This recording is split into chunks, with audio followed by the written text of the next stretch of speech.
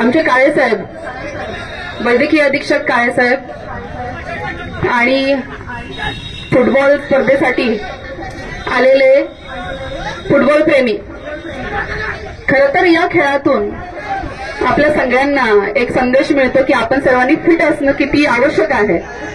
आता जे ग्राउंडवर मुलं खेळतायत त्यांचा फिटनेस बघितला की मग असं वाटतं की अरे आपण पण कुठेतरी प्रॅक्टिस करणं आवश्यक आहे का, कारण आमच्याकडे पण महसूल क्रीडा स्पर्धा चालू आहेत। एक दिवस खेळल्यानंतर किती त्रास झाला होता हे मी आता जस्ट तुमच्याबरोबर चर्चा केली।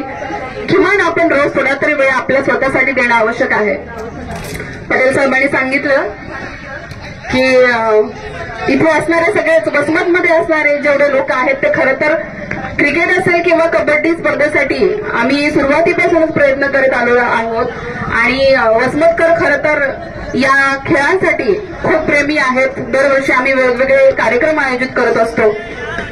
गेल्या 8 दिवसापासून पटेल साहेब कंटिन्युअस माझ्या संपर्कात आहेत की मॅडम हा कार्यक्रम आपण आयोजित करतो आहोत आणि तुम्ही या कार्यक्रमाला येत आहात। आणि मी त्यांना शब्द दिला होता की आपल्याला जे काही लागेल ते मला सांगा, मी माझ्या परीने प्रयत्न करते आपल्याला पुरवण्यासाठी।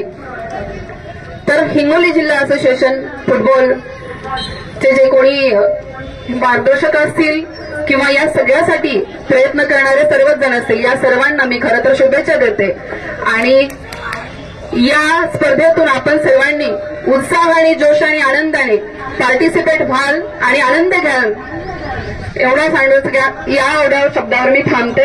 धन्यवाद। काय की महाराष्ट्र लेवलच्या फुटबॉलच्या मॅचेस या ठिकाणी आयोजित केलेल्या आहेत।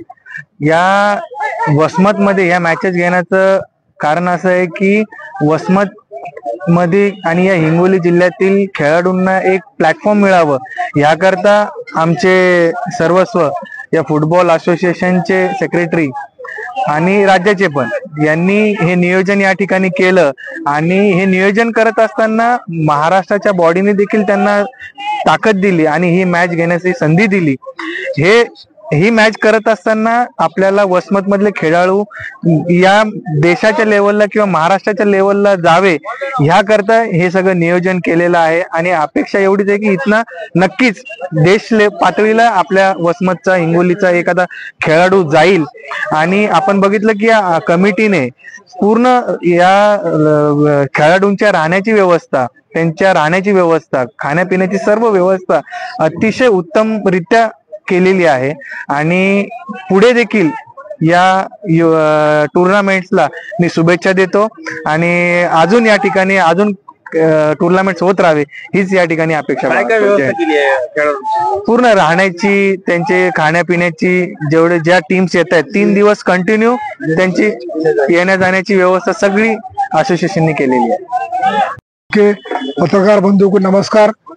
महाराष्ट्र फुटबॉल असोसिएशनच्या माध्यमातून हिंगोली जिल्ह्यामध्ये हे फुटबॉल सामने चालू आहेत डी ग्रुपचे। यामध्ये जे टीम विनर होईल ती टीम क्वालिफाय करणार आहे महाराष्ट्रासाठी आणि ती टीम महाराष्ट्र, पुणे, नागपूर आणि महाराष्ट्र, कोल्हापूर, पुणे, नागपूर या 4 जिल्ह्याबरोबर ही मॅच खेळणार आहे। आणि या सामन्याचे आयोजन आमचे हिंगोली जिल्ह्याच्या असोसिएशनचे जे अध्यक्ष आहे समदभाई, असोसिएशनचे कार्याध्यक्ष प्रशांत गायकवाडजी आणि सर्व खेळाडू फुटबॉलचे असो का सर्व खेळाडू दुसऱ्या क्रिकेटचे असो त्यांनी भरपूर मदत केली। हा ग्राउंड तयार केला। महाराष्ट्राहून आमचे जे AFIचे ऑल इंडियाचे जे आमचे सावंत साहेब आलेले मॅच कमिशनर त्यांनी आम्हाला पुष्कळ मदत केली आणि महाराष्ट्र असोसिएशनने आम्हाला हे मॅचेस घेण्याला जी संधी दिली त्याबद्दल आम्ही महाराष्ट्र असोसिएशनचे आभार मानतो।